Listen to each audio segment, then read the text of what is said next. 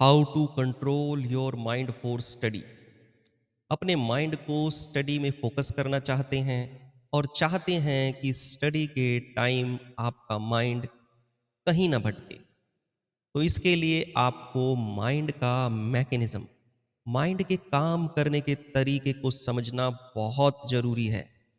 देखिए, किताबों के रट्टे मारने से कुछ नहीं होने वाला, क्योंकि रट्टे सिर्फ हमारी शॉर्ट टर्म मेमोरी में जाते हैं और शॉर्ट टर्म पीरियड के खत्म होते ही वो दिमाग से निकल जाते हैं। जब आप एग्जाम्स में बैठते हैं तो बस यही ख्याल आते हैं कि यार ये सब याद तो किया था, पर अभी माइंड में क्यों नहीं आ रहा। तो इसके लिए पहली बात तो आप ये समझ लीजिए कि हमारे माइंड के पास दो तरह की मेमोरी होती है। एक शॉर्ट टर्म मेमोरी और दूसरी परमानेंट मेमोरी। अब ये बात आप ध्यान से समझिए। अगर आप माइंड के मैकेनिज्म को समझकर माइंड के मैकेनिज्म को यूज करके स्टडी करते हैं, तो वो आपकी परमानेंट मेमोरी में जाएगा। अगर अगर आप एमे ही बस रट्टे मारते हैं, तो वो आपकी शॉर्ट टर्म मेमोरी में जाएगा और शॉर्ट टर्म मेमोरी में की गई पढ़ाई समय पर काम नहीं आने वाली। एक और आपको बहुत इंटरेस्टिंग बात बताता हूं कि रट्टे मारने में आप जितना समय लगाते हो, उससे वन थर्ड टाइम में आप चीजों को परमानेंट मेमोरी में डाल सकते हो। तो अगर आप माइंड के मैकेनिज्म के हिसाब से पढ़ाई करते हो, तो आपका टाइम भी बहुत कम लगने वाला है। 1 घंटे का काम 20 मिनट में होने वाला है। तो दोस्तों, आगे बढ़ने से पहले अपना मैं थोड़ा सा परिचय दे देता हूँ। मेरा नाम मुकेश कुमार है और मैं एक certified clinical hypnotherapist, certified healing therapist and NLP coach. तो दोस्तों, I am specialist how mind works, the mechanism of mind. तो हम बात कर रहे थे, रट्टे मारने में आप जितना समय लगाते हो, उससे वन थर्ड टाइम में आप चीजों को परमानेंट मेमोरी में डाल सकते हो।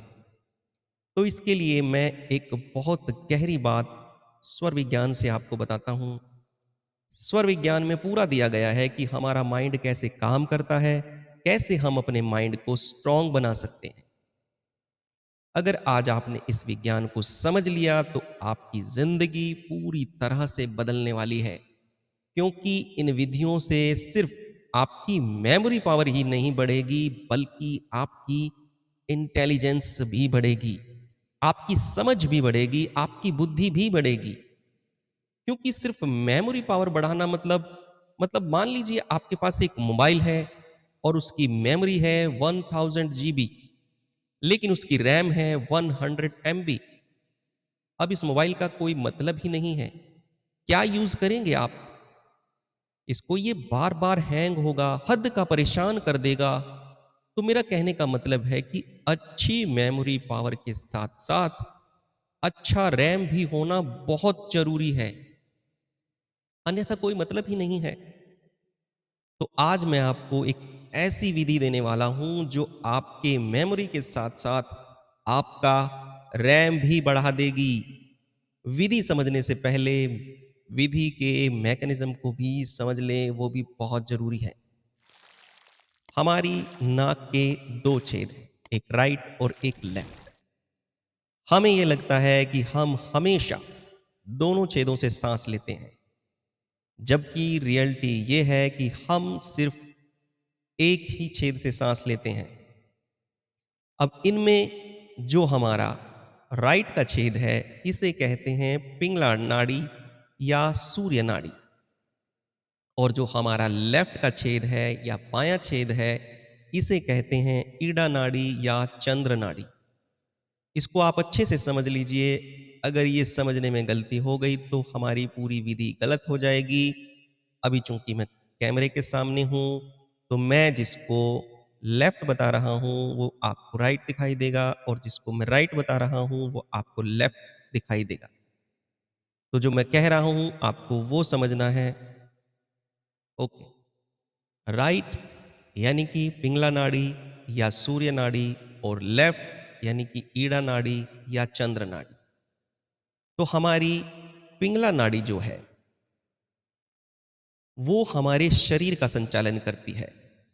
यानी कि जो भी हमारी फिजिकल एक्टिविटी है उसको हमारी पिंगला नाड़ी ऑपरेट करती है। पिंगला नाड़ी के पास शरीर को ऑपरेट करने का पूरा सिस्टम है। और इसी तरह जो हमारी लेफ्ट ईड़ा नाड़ी या चंद्र नाड़ी हमारे माइंड को ऑपरेट करती है। इसके पास पूरे माइंड को ऑपरेट करने का पूरा सिस्टम है। अब यहां एक उदाहरण लेने की जरूरत है। मान लीजिए एक बहुत बड़ी फैक्ट्री है और उसमें एक स्टोर कीपर है जो कि फैक्ट्री के सारे सामानों को व्यवस्थित तरीके से रखता है। रॉ मटेरियल को, फाइनल गुड्स को पूरे सुनियोजित तरीके से संभाल कर रखता है, क्योंकि वह उसका काम है, वह उसकी ड्यूटी है। और उसी तरह उसी फैक्ट्री में एक वॉचमैन है जो कि उस फैक्ट्री के सभी एम्प्लॉयज का हिसाब रखता है कि कौन सा एम्प्लॉयज प्रेजेंट है, कौन सा एब्सेंट है, और जो एब्सेंट है उसके काम को बेहतर ढंग से किस एम्प्लॉय से करवाया जा सकता है। वो इस चीज में एक्सपर्ट है। तो ये दोनों अपने अपने काम में पूरी तरह से एक्सपर्ट हैं।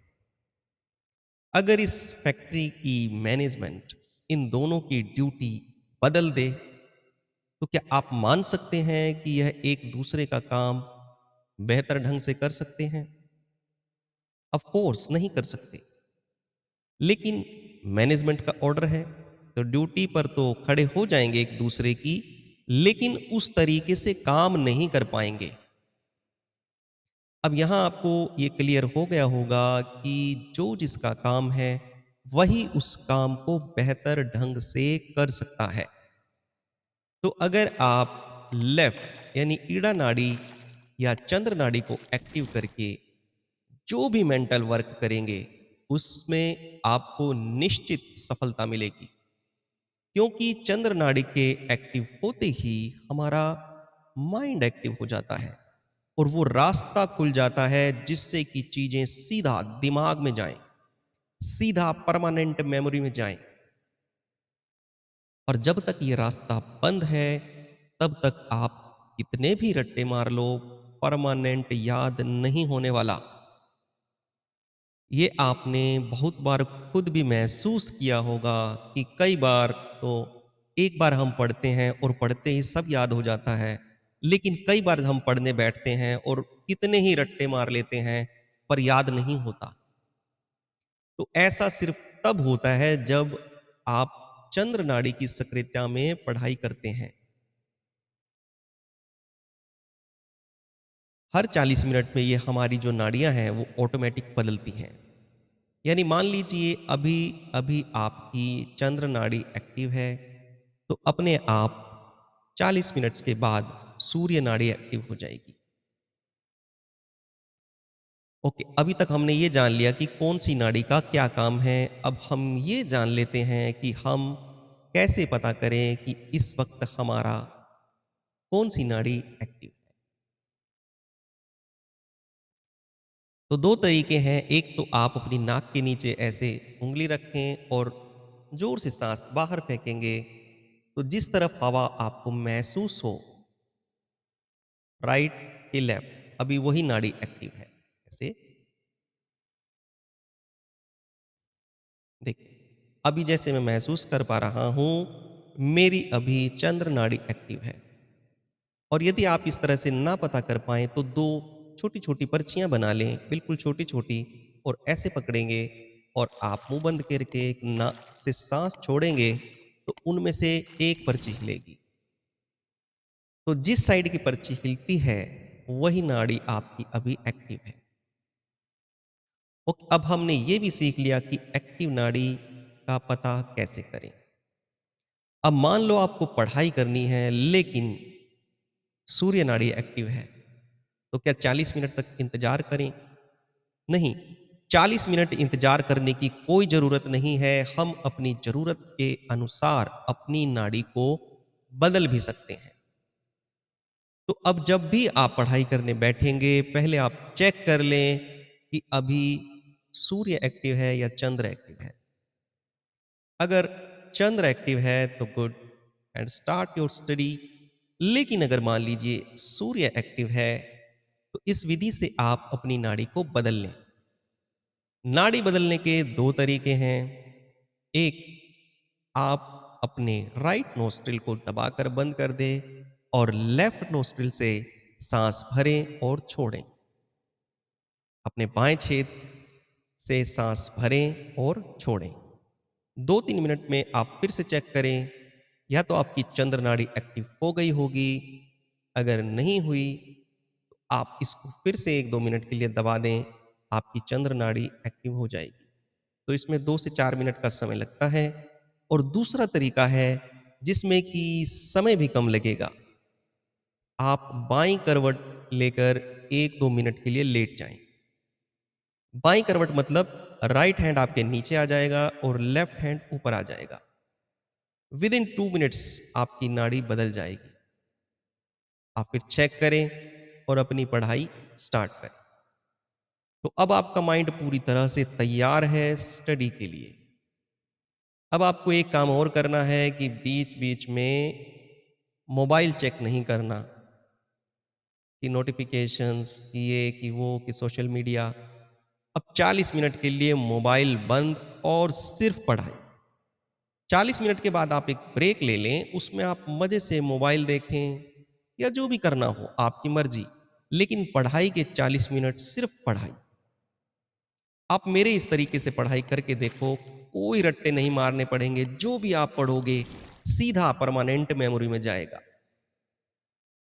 ओके, अब दूसरी बात हम कर लेते हैं अपना रैम बढ़ाने की। जब भी आपके पास फ्री टाइम है, आप अपनी सूर्य नाड़ी को दबाकर चंद्र से सांस लें और छोड़ें। तो इससे क्या होगा? इससे आपका चंद्र नाड़ी का जो माइंड को कंट्रोल करने का जो सिस्टम है, वो स्ट्रांग होगा। एक और जबरदस्त तरीके से आपको रैम बढ़ाने का मेडिटेशन सजेस्ट कर रहा हूं। ऊपर लिंक है, आप इससे प्ले कीजिए और ये मेडिटेशन कीजिए। माइंड के लिए जबरदस्त मेडिटेशन है। तो अभी विदा लेते हैं मेरे दोस्तों। मेरे चैनल को जरूर सब्सक्राइब करना।